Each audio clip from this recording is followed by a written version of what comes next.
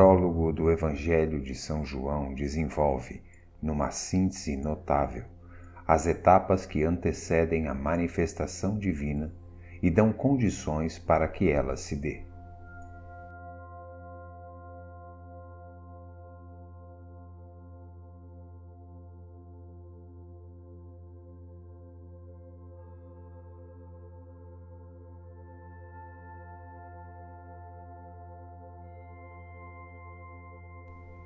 Embora na primeira frase do prólogo o verbo seja associado ao termo bereshit, no início, pois é dito que no início era o verbo, ele é definido como a segunda etapa desse processo que antecede a criação, pois na sequência é dito: e o verbo estava junto de Deus, e o verbo era Deus.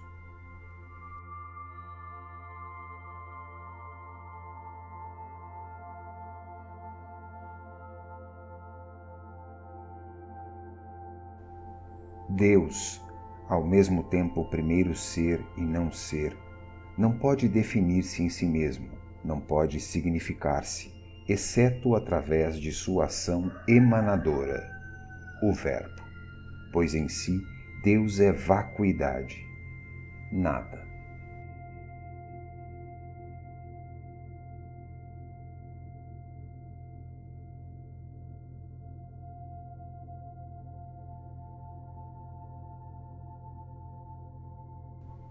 Todavia, é preciso definir estes dois termos.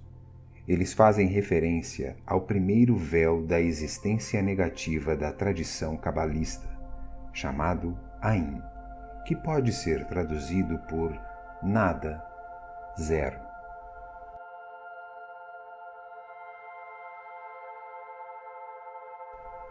A existência negativa é um processo que se desenvolve no interior da própria divindade, antes de toda e qualquer manifestação, e se divide em 3 etapas ou véus, que têm analogia com as 3 pessoas divinas da tradição cristã.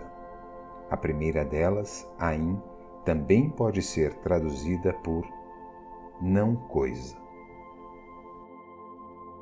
Esse primeiro véu corresponderá ao retiro do divino, que permitirá o surgimento de um vazio criador. Esse zero absoluto pode ser apreendido através do seu primeiro princípio ativo, o Verbo. No início, ele, o Verbo, estava junto de Deus. Tudo foi feito por intermédio dele, e sem ele, nada do que foi feito se fez. Nele estava a vida. O Verbo corresponde ao segundo véu da existência negativa, chamado Ein Sof, normalmente traduzido por infinito ou ilimitado, que é associado a um desejo de vida e ser.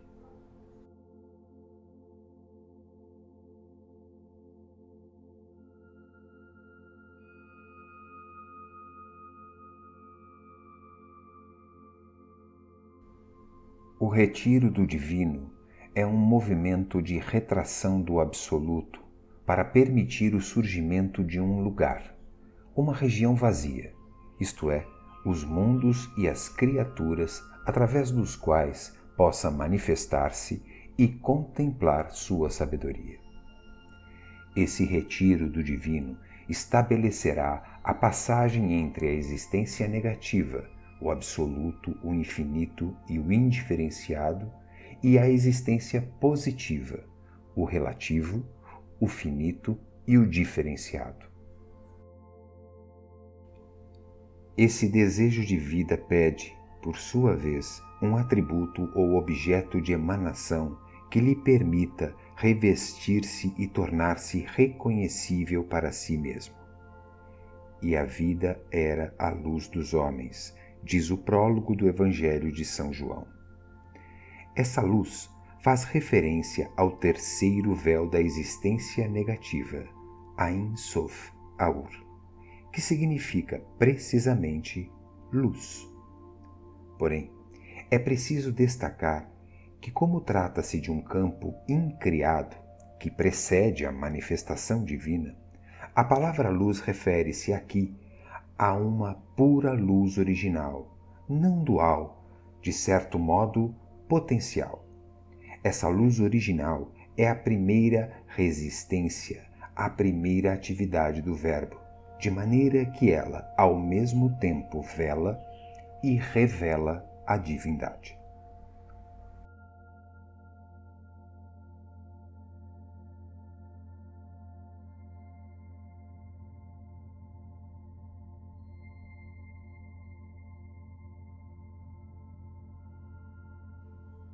Retomemos então, do início, o processo da manifestação divina. O nada é o emanador de um infinito de espaço. Neste infinito de espaço, não há um ponto particular original a ser considerado, como postula a teoria clássica do Big Bang, mas uma infinidade de pontos que, no ato criador, equivalem-se uns aos outros. Emanado, o infinito de espaço torna-se, por sua vez, por assimetria potencial, emanador de um menos infinito de tempo.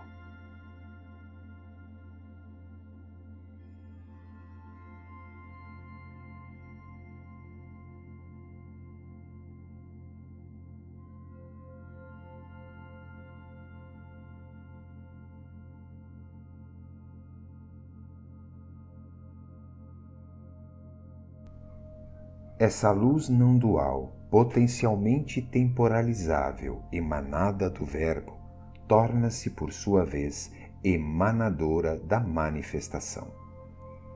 A luz brilha nas trevas e as trevas não a compreenderam. Os três véus da existência negativa encontrarão sua contraface em três véus ou dobras da existência positiva, correspondentes aos mundos ou três diferentes níveis de realidade. Porém, antes da criação destes três níveis ou mundos, o ternário original não manifestado constituirá uma triunidade manifestada, que deve ser considerada como energia potencial e interface entre Deus e sua criação, entre incriado e criado.